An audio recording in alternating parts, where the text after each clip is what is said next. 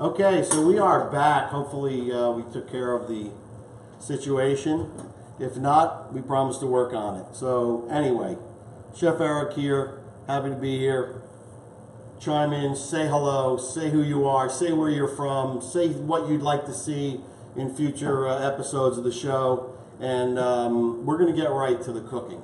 All right, so let's do that right now. What I want to do is go over my ingredients.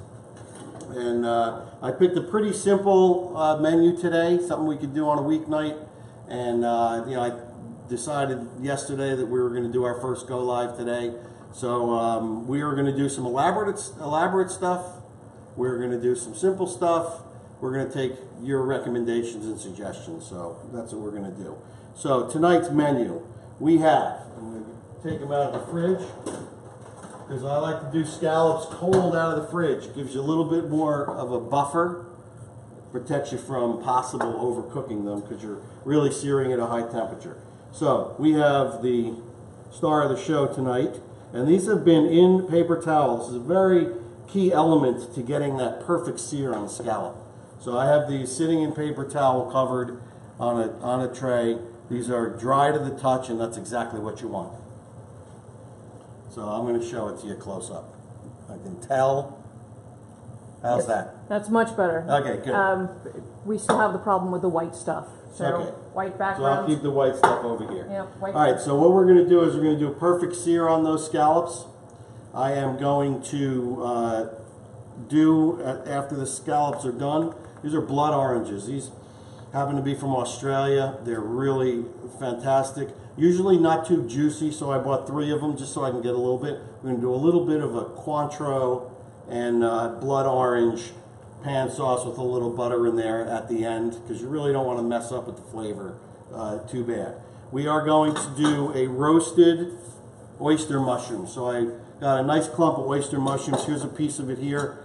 You can see they're really tight, and I basically just pull them off.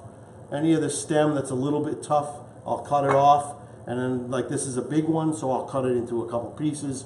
I'm just simply putting it on a tray, and I wanted to, you know, these could fit on a smaller tray, but when you want them to get a caramelization, you really want some space in between, otherwise they're going to steam.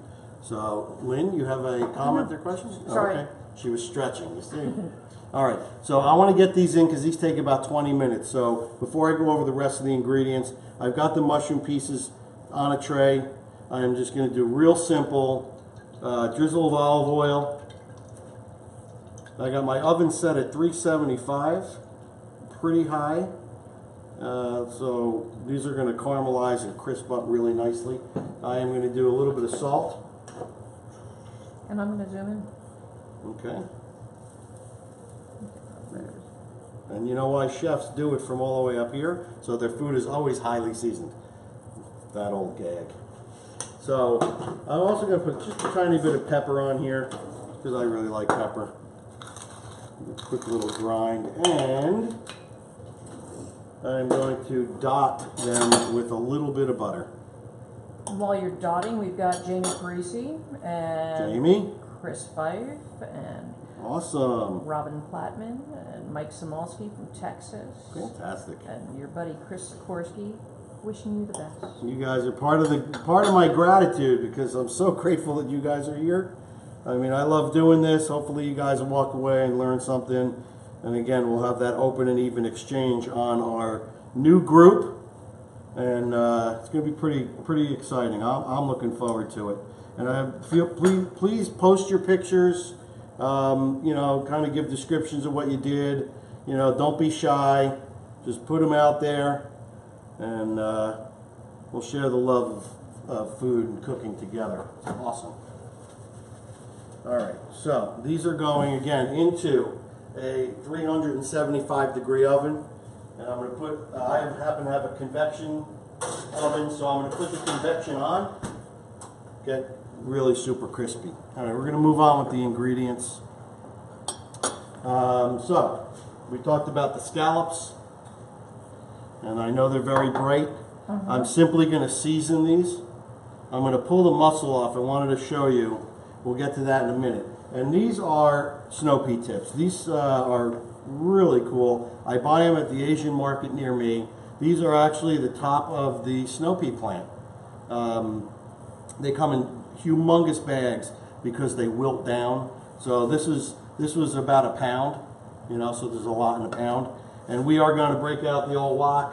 I'm going to do them real high heat, a little peanut oil, and just real simple soy sauce. We're going to do some sesame oil, and that's going to be it. So we're going to do a little bed of these. We're going to do the scallops on top. We're going to have those roasted mushrooms for a little textural crunch, and just another component to the dish. And we're going to do the snow pea tips with a little bit of garlic, and real simple. So let's get to the scallops. So the scallops, I'm going to take them off the white paper towel because I know it wreaks havoc with the white balance of the whole thing. That looks much better, thanks. Good. Awesome. So I want to bring these to your attention. So these are New Jersey day boat dry scallops. What's the difference between dry and wet? Well, they're not sitting in liquid. Okay, so these are pulled up, they are shucked on the boat, and they are put into like these canvas bags, you know, about this big, and they remain dry. So they're not floating liquid. These are not injected in with added water or anything. I got these from a great market in New Providence, New Jersey, called Bart's Market. It's awesome. And today was cool. I have a relationship with the fishmonger. I've got a relationship with the meat counter guy. You know, I build all these relationships, and I encourage you to do that, because I walked into Bart's today and I said, you know, I'm doing a video and I need these scallops, you know, so I really am particular about the ones I want. He said, yeah, here's a pair of gloves. He let me open the front of the case and basically pick my own scallops. You know, so it was pretty cool. But I want to show you this. I'm not sure everybody knows this. Lynn herself did not know this before she met me, but on the side of the scallop is a little muscle that kind of holds it in the shell. It is rubbery to begin with. It's not palatable. So I'm going to show this to you. You can really see it there. You see it's on the side, and it simply peels off just like this. And so you're left with the beautiful scallop. This is the part that you don't want. You want to throw it away. There's absolutely no use for it. I suppose you can put it in if you're making some kind of seafood stock, but you'd have to collect an awful lot of them to do that. So I'm going to quickly peel that muscle right off the side of the scallop. And we're going to get right to that searing process. And while you do that, any questions? Tell you who's out here. We've got Ephraim and Ephraim, my good bud. Chad Griggs, and Kira's with us. What was that show Hi, when I was a Kira. little kid, when I did like the magic mirror? Oh, Wonderama? I don't know the show. Yeah, it's Wonderama. Yeah. Pretty cool. We've got Kevin Holmes Liddell. And Hello, Kevin. Did I say John Cragen? So No. John's with us tonight as well. Excellent. Fantastic. And then we also have Lisa Pashota, who is, I used to work with her many years ago out in California. Fantastic. That is great. So I'm going to put the pan on. I want to get it nice and hot. I'm putting it on kind of medium high. And tonight I'm using my cast iron. So, and I want to also encourage you guys to ask questions about the equipment. We can talk about everything. We can talk about where I'm getting the scallops from, you know, what equipment I prefer and what I use, and you can tell me what you prefer. So I'm using the cast iron skillet tonight. I also use carbon steel pans. I love them for searing meat. They work really well. They get really hot. They're available. They're relatively inexpensive. I'll show you this, one of the small ones that I have. You get that nice black patina on there, and these become super non-stick. You have to season them. You have to take care of these a little bit more, but it's well worth it. And so the reason why I'm using cast iron tonight is because you cannot put an acidic ingredient in these. No tomato, no wine, no orange juice, no lemon juice, because this non-stick surface that you work so hard to create will be affected. So because we're doing a citrus-based pan sauce, We are using the cast iron, sorry for the noise, cast iron skillet tonight. All right. And Chris Sikorsky asks, are you going to score them? I am not going to score them, Mr. Sikorsky. These, I'm finding that in the past 3 or 4 months, the scallops have been running kind of small. There was a while there that I could get, these day-boat scallops, and they almost fit in the entire palm of my hand. So I would have maybe 3 scallops or 2 scallops per person for dinner, because these things were absolutely gigantic. These are a little small. The scallops used to be, I could actually tie them with little butcher's twine to kind of keep them nice and plump, and so that the bottoms and the tops would, you'd be able to have as much surface area on the pan. But they're running small, so we can't do that. I see absolutely not too many reasons to score a scallop. You kind of want it to seal. So again, I am just simply seasoning these with salt. Flip them over. As you can tell that they're nice. They're a little bit sticky because they've been drying on that paper towel for a while, and that's exactly what you want. You want that nice dry surface, nice hot oil, and the oil that I'm using, we need a nice high heat oil. I'm using grapeseed oil. Love it. Doesn't impart too strong of a flavor. It's got a higher burning point than vegetable oil, and again, less flavor. If I used olive oil, would impart sort of a bitter flavor. We definitely don't want that. So yeah, so that's what I'm going to do. So I'm going to use a little garlic butter. I'm going to use my oranges. I'm going to do a little quick pan sauce.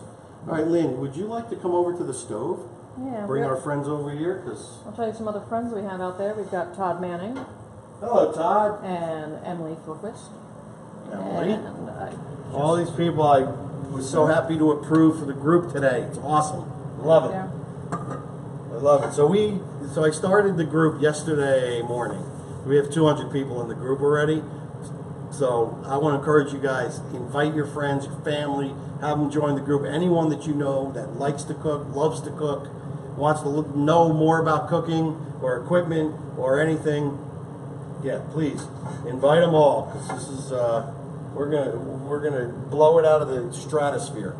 All right, so my pan is somewhat hot, and I want to put a little bit of the oil in there. You don't want too much. You're not deep frying here. You just want to coat the bottom of the pan, and it's very important. You want to let that oil warm up, because sometimes if you just put it in a hot pan, the oil cools the pan down a little bit. So you want to give that oil the opportunity to shimmer. Even maybe get to the smoking point. That would be okay too. So I'm just going to let that oil come up. I can see it's beginning to shimmer. This is the key thing. If the oil's not hot enough, if the pan is not hot enough, you're not going to get that perfect sear. Yes, Lynn? So Tim Schaefer said you got to get some hop salt. Yes. What is that? So Tim, very interesting. Tim Schaefer, I've known him a long time. He was one of my early restaurant jobs. I went and got a little restaurant gig, and he had a restaurant in Morristown, New Jersey, Tim Schaefer's Cuisine, and I worked there for a little bit, and we had some fun. I learned a lot. It was pretty funny. So yeah, we've been kind of friends with Facebook. Showed up, we kind of reunited. He comes up to New Jersey. He does a lot of work with charities and raising money for important causes. He's it's really what it means to be a chef. He embodies that. This isn't. It's about the people. It really is. So he has a line of hop salt. He is known as the brew chef. I believe he's down in the Carolinas somewhere. Correct me if I'm wrong. If you tell me where you are, I think it's North Carolina. And he came out with a line of hop salts, which is pretty cool. It's got hops and it's salt, different flavors, different configurations. They're available, I believe, on his website. So definitely check that out. And speaking of like product kind of things, and this isn't, I'm not endorsed. These are just things that I like. Me and my buddies So I was searching for like a really good recipe program. I've used all the ones that, you know, before when you had to buy them on floppy disk, you know, and all that stuff. But I came across an app that I want to share with you because it's really cool. It's really user friendly. I got like 500 recipes on there, and it is called Paprika. And you can download Android, iOS, put it on your laptop. I mean your computer, and it's just so user friendly. You can pull recipes from the internet. They're easy to share. You can scale recipes up and down. You can create shopping lists. You can there's timers. If there's in the instruction it says cook for 10 minutes. If you hit that 10 minutes, a timer automatically starts. It's really cool. So that's another thing. I encourage you to get it. And again, none of these things that I'm telling you I'm endorsed, so I don't want you to think that this is a website to sell any products or any of that. It's not. This is a website about cooking, having fun, you know, learning from each other. So that's what we're about. So this pan is hot. I can tell because the handle's hot. So I am going to put these scallops in. Are there other ways to tell the pan's hot? I was just to throw water in it. Well, that's a way to do it on a dry pan. Okay. You do not want to put water into a pan that's got oil in it because that will splatter all over the place. And yeah, you don't want to do that. We had a situation on a video I was doing where the pan lit on fire. And it was because of the oil.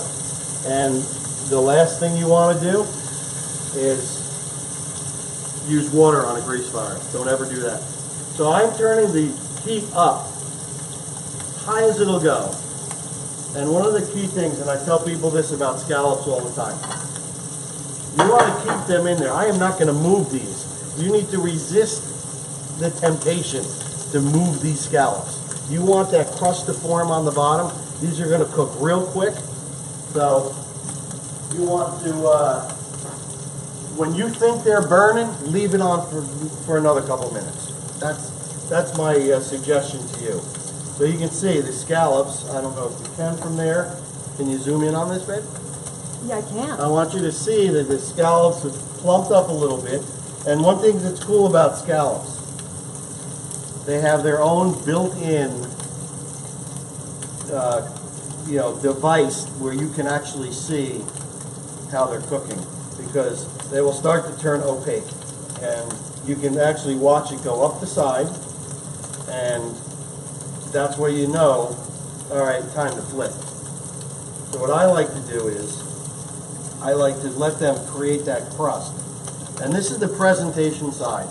So whenever you're cooking something in a pan, always put it presentation side first. That's when the pan is the hottest. You're going to get the nicest crust and caramelization, etc. Lynn. Somebody asked, Mike Smolsky, if you can't get dry scallops, is there a way to sear wet ones? Yeah, you just have to be really diligent in drying them, you know. So you can just keep using paper towel, but change the paper towels out. So you're constantly introducing a dry paper towel. So I can see, what you got there? I just wanted to show them, but I was looking at the so wrong I can camera. see that this crust is starting to form. I'm turning it down a little bit because you don't want to burn them. So I just wanted to put the heat up on the pan because we just put cold scallops in there. Once they start to, once the pan comes back up to temperature, that's when you want to turn it back down to medium. I did put the hood up a little bit because of the smoke. All right, you want to get this, babe. I'm going to heat this wok up.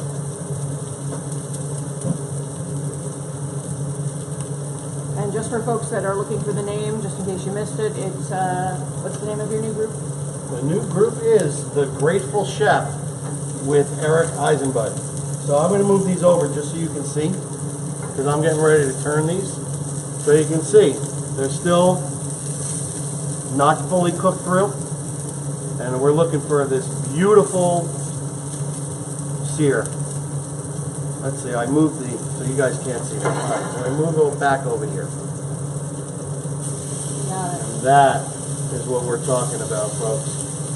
Oh, just a great question from Tim Schaefer. Yes. He asked if these are U10 and if he could explain scallop sizing.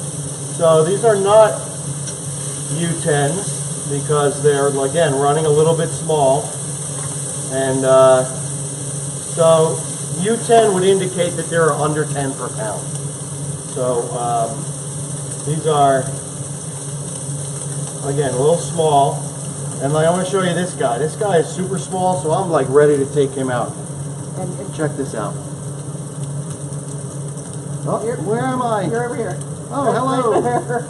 That is a perfectly seared scallop in my book. You're going to get that nuttiness. You're going to get that crispiness. So these will carry over cook. And carry over cooking, for those of you who don't know, is when you remove it from the pan, it's still going to cook because it's still hot. So you want to take that into account. So this little guy, I'm taking out right now. And I love the fact that Sherry Heslip said, flip them right on time. Thank you. She's got some mad skills herself, that Sherry Heslip. Yeah, so to me, these are done.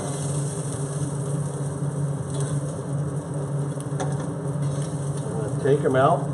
Scallops should be rare to medium rare in the center. So that's the way I like them. And notice I didn't really spend too much time getting that crust on the bottom side. You don't need it. I'm gonna leave that right there. I am going to pour off some of the oil off camera. Mike Simulsi, best looking seared scallop I've ever seen. Why, thank you. And Justice Stewart is with us tonight. Hello, Justice. I don't know if I told you, Emily is also with us tonight.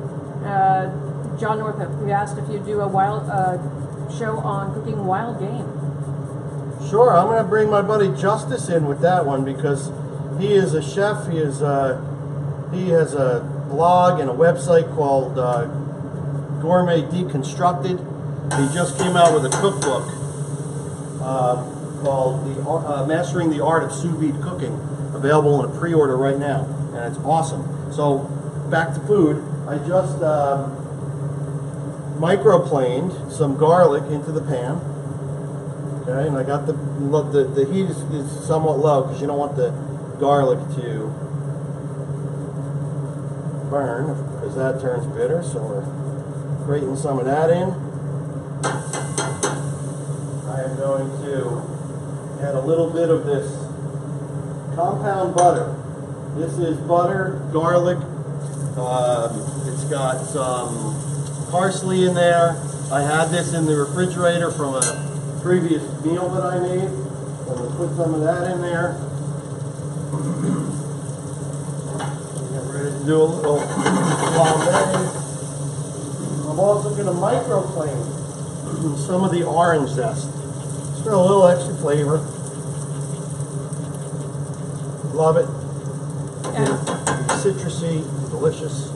And for the folks that don't know, I'm flipping between Eric's personal page and the new group.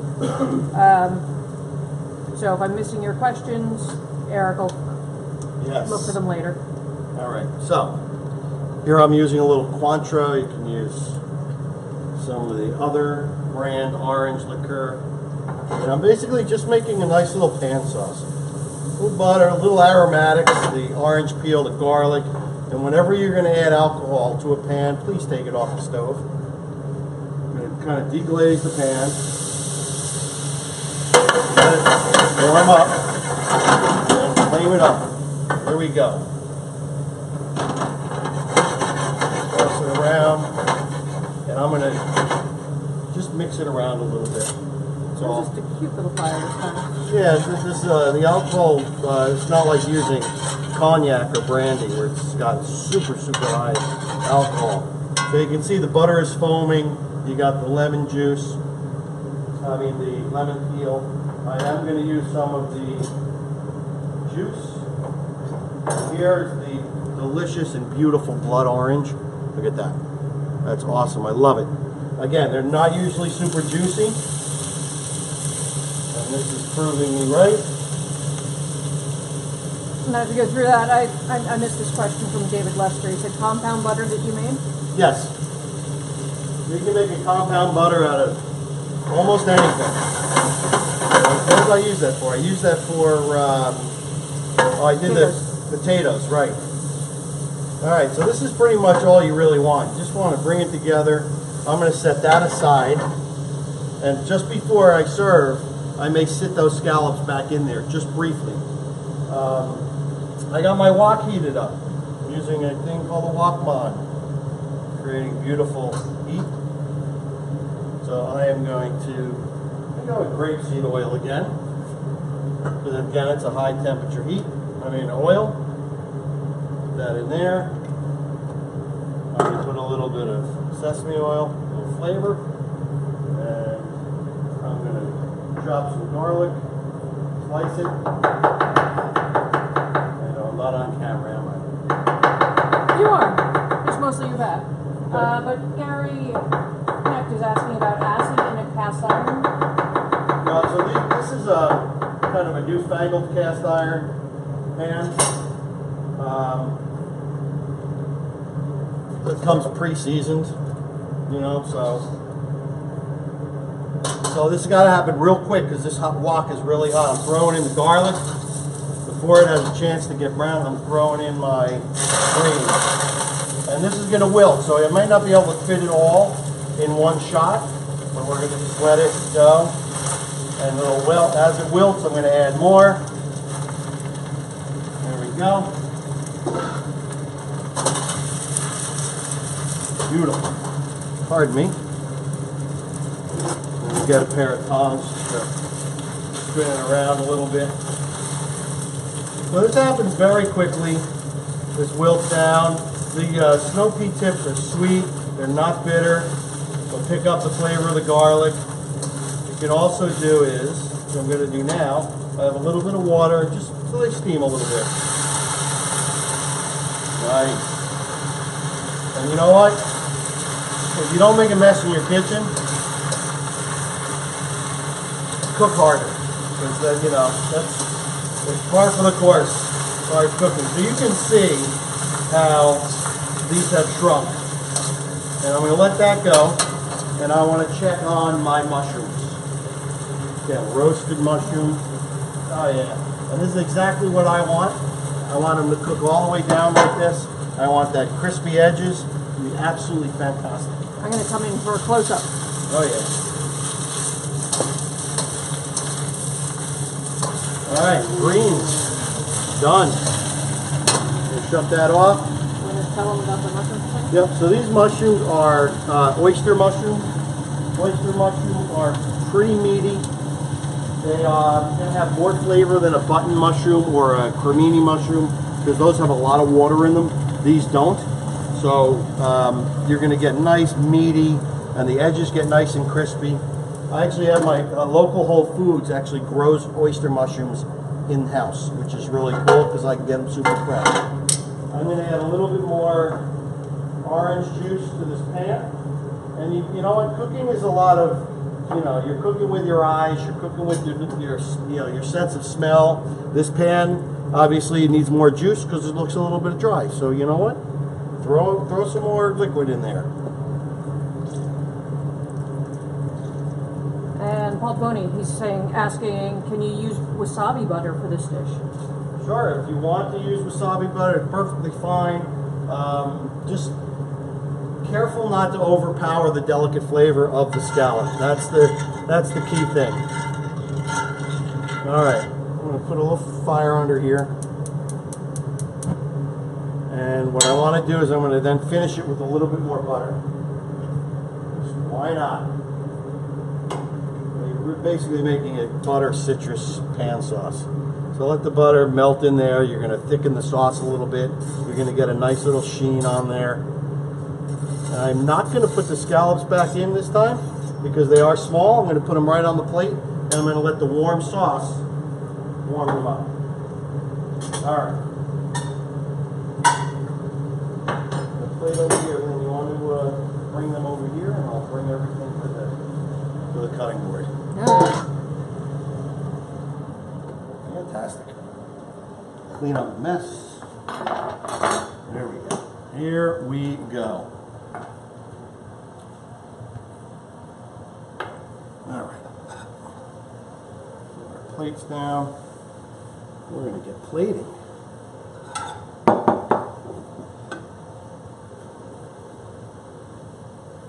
Great. Pardon my back, folks.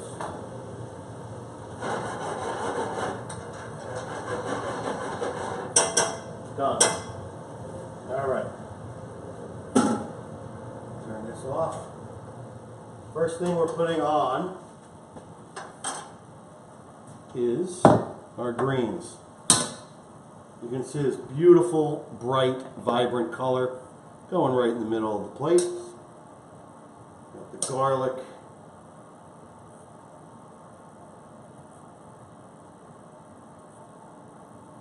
Beautiful. I think that's enough. I'm going to season the greens with a little bit of soy sauce. I'm using a light soy, and that is not to say a low sodium. In the Asian markets, you can buy a dark soy, which has a lot of molasses in it, or a light soy, which has less, but it has nothing to do with their sodium content. Sesame oil. Who doesn't love a little sesame oil? Gary Knecht was looking at your salt container. Yes. And he asked if it was wood. He's been looking for something like that. This is wood. They're pretty readily available. It's got a swing top, you know, loaded up with kosher salt. Love it. I don't remember I think your mom got it for my me. My mom got it for you. I think that one came from Williams Sonoma, but I've seen them at Home Goods. I've seen them at Target. All right. Next, beautifully seared scallops. You can feel the nice crust on there. Nice, nutty, beautiful. And Mark Foster is admiring your cook shop. Thank you. That is a capital range, the culinarian line. Got a little bit of juice on here, so I'm going to add that. Well, why not? Don't let that good stuff go to waste. All right. Next, we're going to take our beautiful pan sauce. Make sure you get all that garlic and real nice simple drizzle over the top.